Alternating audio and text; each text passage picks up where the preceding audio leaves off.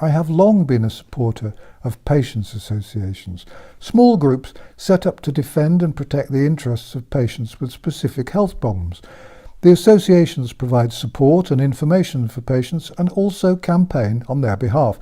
Back in the late 1960s and the early 1970s, I compiled the first directory of patients' associations. In those days, most such groups were small and run by volunteers, usually from someone's kitchen table. Money was raised by organising coffee mornings and selling raffle tickets.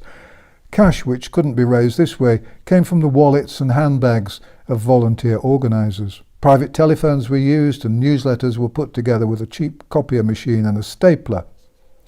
Most of these small organisations were run on a hand-to-mouth basis. And then the drug companies realised that these associations could be useful to them in a number of ways. To begin with, they realised that the associations gave them a way of contacting their customers directly, without going through prescribing doctors.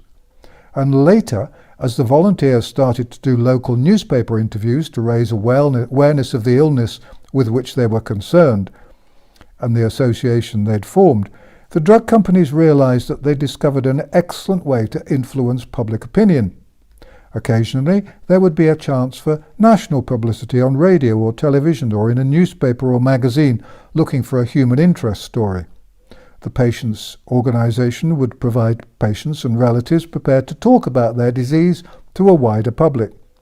Newly formed local radio stations and local TV stations had an insatiable demand for people to talk about diseases, and the volunteers who created patients' associations found themselves in a powerful position. Now, the laws in most countries mean that drug companies are not allowed to advertise prescription-only products directly to patients. Advertisements can only be aimed at the doctors prescribing the drugs. This is why so many medical journals make so much money. Advertising rates are massively higher than for ordinary consumer magazines. Slowly, the drug companies which produced the pharmaceutical products these patients were taking realised that the patients' associations offered them a way to communicate directly with lots of patients. Through the patients' associations, they could promote new products. They could explain why their product was better than anyone else's, and they could influence the public's understanding of the disease concerned. Most important of all, they could use the patients' associations to control and denigrate the drug industry's own critics, whether the critics were alternative health practitioners or rogue doctors, drawing attention to side effects and other problems. And so the drug companies started to approach the volunteers running small charities and to offer them financial help. It probably all seemed innocent and well-meaning.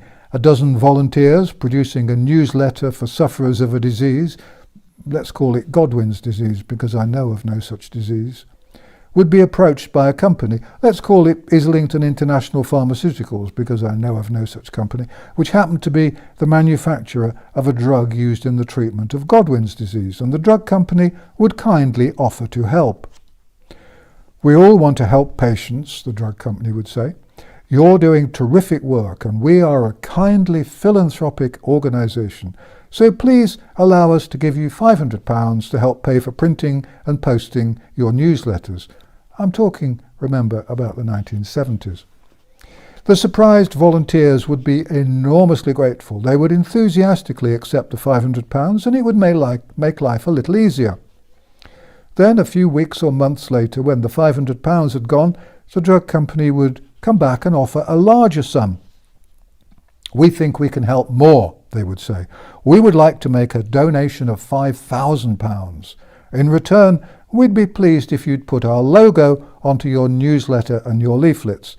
This will enable us to tell the board of directors that our donation is advertising and therefore justified." The volunteers would innocently and happily accept the £5,000 and they would be hooked. Before long, the volunteers would be working out of smart offices in the nearest town. 2 or 3 of them would be paying themselves salaries, pension payments and expenses, and the drug company money would be essential and expected.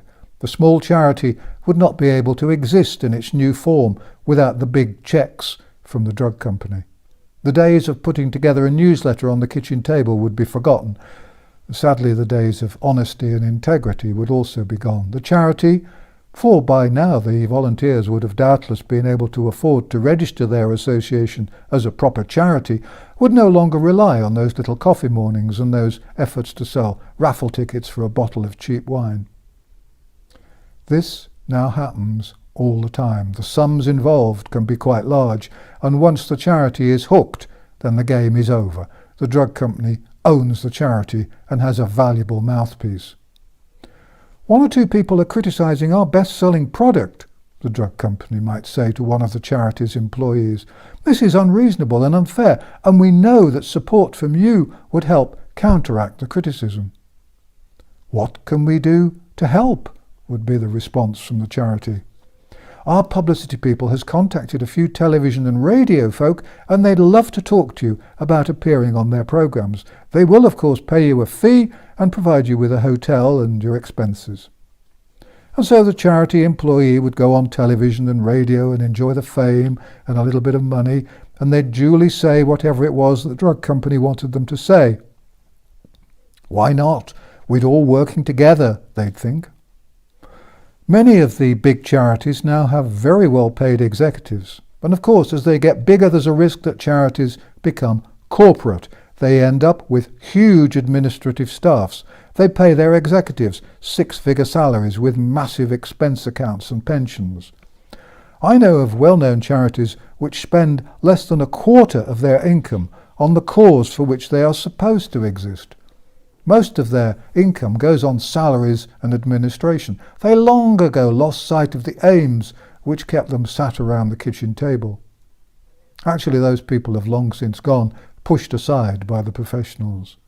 And some of these highly paid charity executives know damn well that they'd have a job finding similarly well-paid employment outside the charity sector. So the charity's employees find that their aims are aligned with those of the sponsoring drug companies, and they certainly don't have an incentive to see anyone find a cure for their disease. Once a cure has been found, there'll be no need for a campaigning charity, and the drug company's profits will collapse. I fear that too many charities sometimes get too close to drug companies, but as a result, I think the patients suffer. Indeed, I'd go so far as to suggest that some charities, particularly large ones, do more harm than good, having become little more than marketing departments for one or two big drug companies. If you want to help by giving money to charity, I suggest that you give to small, local charities, preferably ones that don't have paid staff or posh offices. Thank you for watching An Old Man in a Chair, and thank you for all your support and encouragement. Please copy and share the videos on Twitter and Facebook, BitChute and wherever else. Let's spread the truth. If you'd like to put on a translation, that would be great. If my videos disappear, then please go to my website to find out where you can see them. The transcripts of all my videos, including the banned ones, are always on my website www.vernoncoleman.com. If you do visit mainstream media, please put on a note at the end in the comments section asking people to take a look at the videos to find a bit of truth outside the mainstream media. This channel's not been monetized. I haven't authorized any advertising, and there's no sponsorship. My only earnings are those through sales of my books. If you'd like to see more videos from me, then please subscribe to my channel, because the videos are not always easy to find. Remember, distrust the government, avoid mass media, and fight the lies. Thank you for watching.